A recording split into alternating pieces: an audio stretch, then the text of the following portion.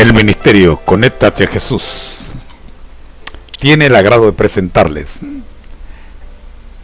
el resumen de la lección número 1, titulada El conflicto cósmico.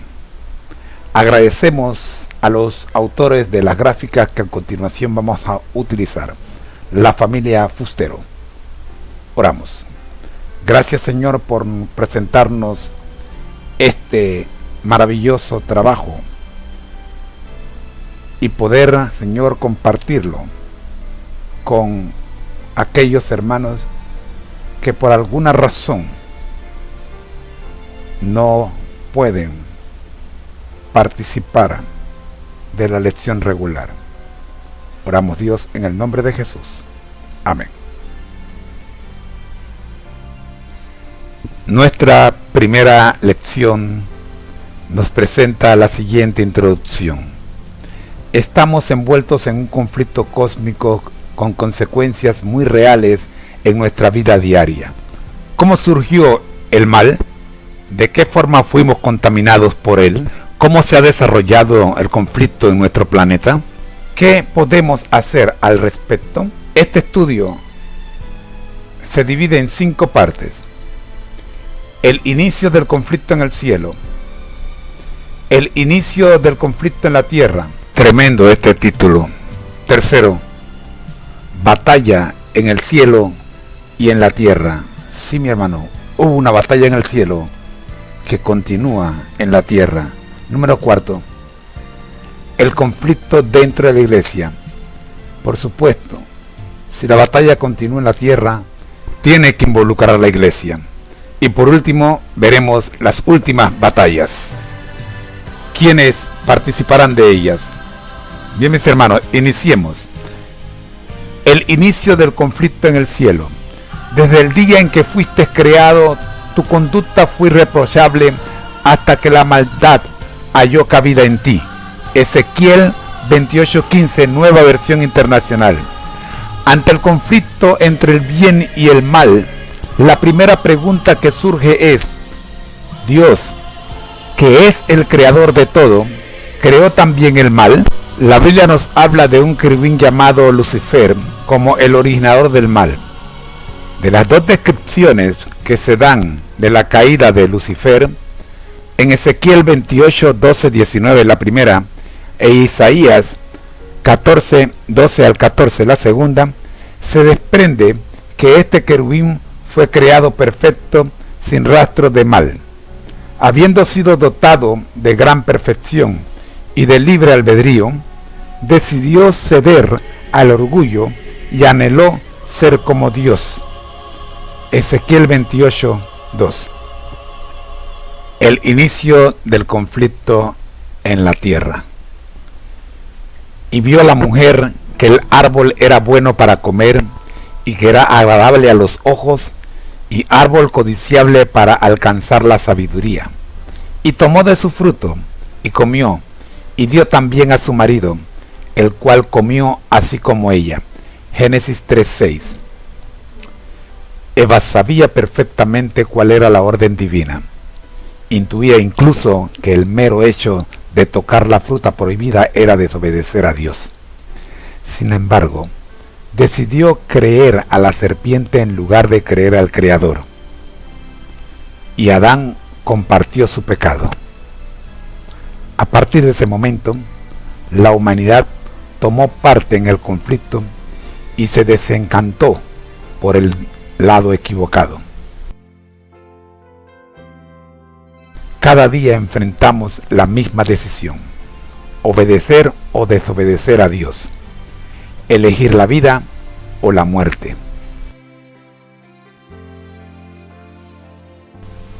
En el libro Historia de la Redención, la página 30, la escritora Elena G. de White nos describe el siguiente pasaje: con bondad y amor, los ángeles les daban la información que deseaban recibir. También les contaron la triste historia de la rebelión y la caída de Satanás. Entonces les informaron con claridad que el árbol del conocimiento había sido puesto en el jardín como prueba de su obediencia y su amor por Dios, que los santos ángeles solo podían conservar su condición exaltada y feliz si eran obedientes, que ellos estaban en una situación similar, que podían obedecer la ley de Dios y ser inefablemente felices, o desobedecerla y perder su elevada condición y caer en la desesperación. Muy bien, mis hermanos, veamos las batallas en el cielo y en la tierra. Cuando vamos a la Biblia, podemos leer en Apocalipsis 12:1 el siguiente pasaje.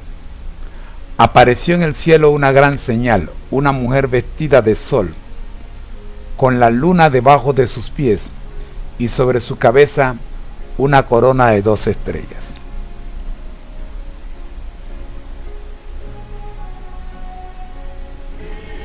La caída de nuestros primeros padres sumió al mundo en el pecado, la maldad y la muerte.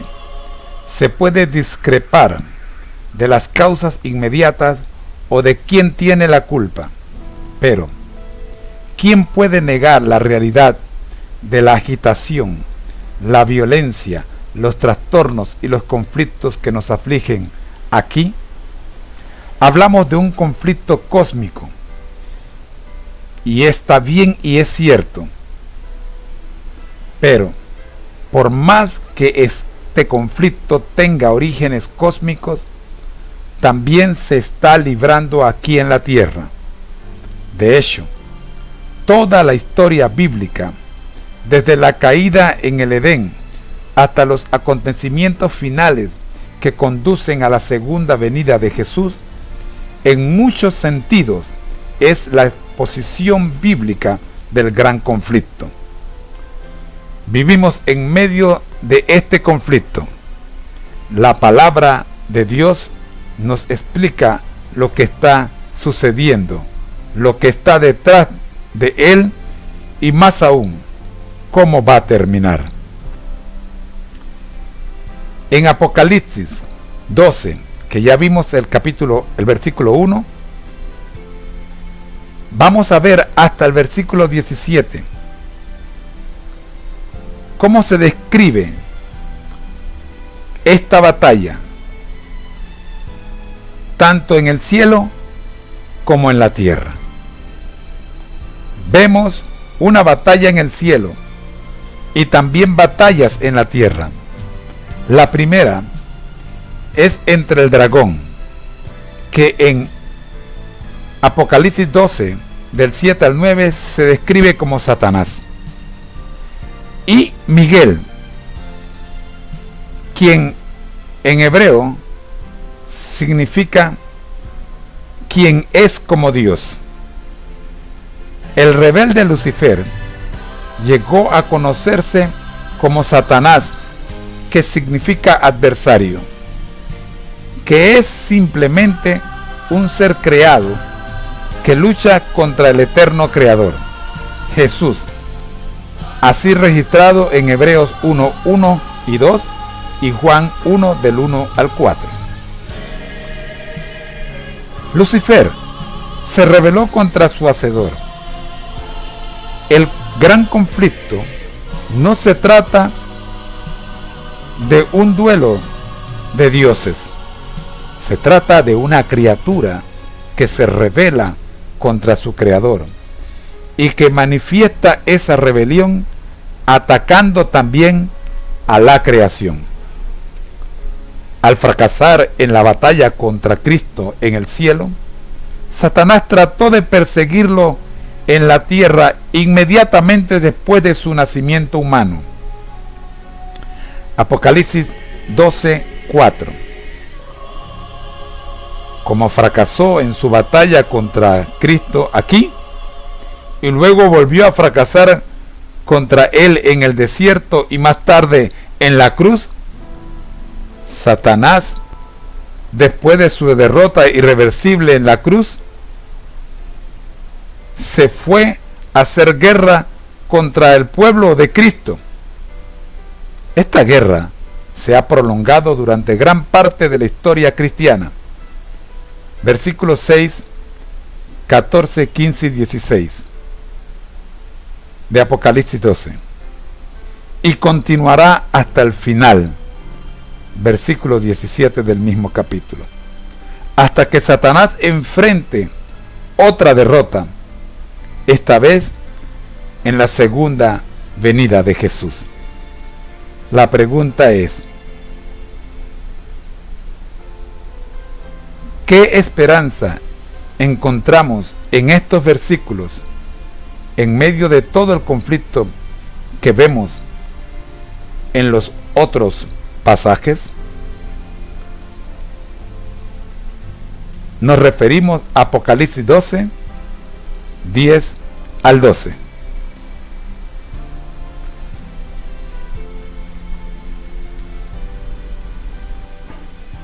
El conflicto dentro de la iglesia. El libro de Apocalipsis predijo la persecución que el pueblo de Dios afrontaría durante buena parte de la historia de la iglesia. Los 1260 días proféticos de Apocalipsis 12:6. Además, ver 12:14 apuntan a 1260 años durante los cuales se persigue a la iglesia. El conflicto de los siglos, la página 38, dice lo siguiente: esas persecuciones que empezaron bajo Nerón cerca del tiempo del martirio de Pablo, continuaron con mayor o menor furia por varios siglos. Los cristianos eran inculpados calumniosamente de los más espantosos crímenes y eran señalados como la causa de las mayores calamidades, hambres, pestes y terremotos. Como llegaron a ser objeto de los odios y las sospechas populares, no faltaban los delatores que, por vil interés, estaban listos para vender a los inocentes. Se los condenaba como rebeldes contra el imperio, enemigos de la religión y azotes de la sociedad. Muchos eran arrojados a las fieras o quemados vivos en los anfiteatros. Al mismo tiempo, la mujer, que en la Biblia, especialmente en el libro Apocalipsis, significa iglesia, huyó al desierto. Apocalipsis 12:6. Se le describe con dos alas como de águilas. Esto da la idea de huir en busca de ayuda. Ella fue cuidada en el desierto y la serpiente, o sea, Satanás, no pudo llegar a ella. Apocalipsis 12:14. Dios siempre ha conservado un remanente, incluso durante las persecuciones importantes, y lo volverá a hacer en el tiempo del fin.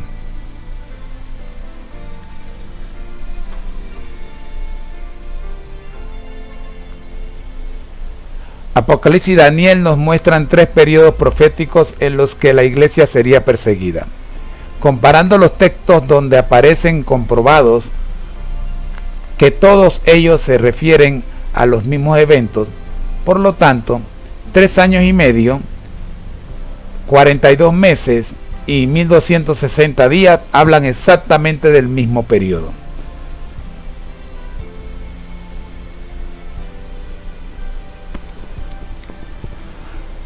Para entender mejor este asunto, les remito a las Sagradas Escrituras en el libro de Apocalipsis 11,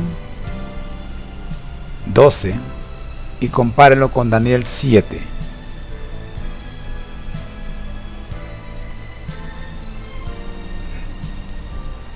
El periodo abarcado por esta profecía se extiende entre el año 538 y el año 1798. Durante este tiempo, las personas que querían estudiar la Biblia y ordenar su vida conforme a sus enseñanzas eran duramente perseguidas. Pero Dios no abandonó a sus fieles. Ellos fueron sostenidos por la palabra de Jesús. En el libro de Mateo, el capítulo 28 y el versículo 20 dice: yo estoy con vosotros todos los días hasta el fin del mundo.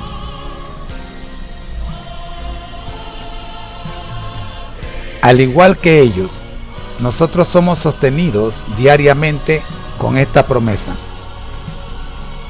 sabiendo que en Jesús somos más que vencedores, según dice Romanos 8, 31 al 39.